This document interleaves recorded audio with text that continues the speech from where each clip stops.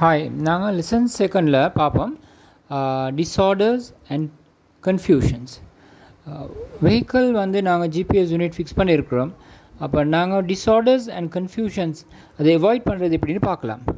For example, suddenly vehicle break down ஆகிருக்குது, வெஹிக்கிள்ட update இல்லை.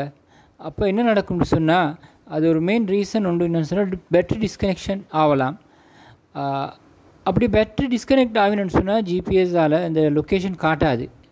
அதே மாதிரி எங்களுக்கு டேட்டாஸ் கிடைக்காது.